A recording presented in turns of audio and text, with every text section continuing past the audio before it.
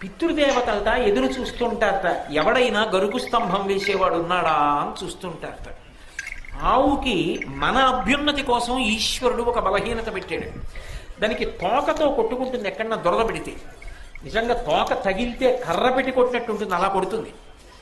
ఇంకా వెనక్కి ఏదైనా వస్తే కొమ్ముతో గీరుకుంటుంది.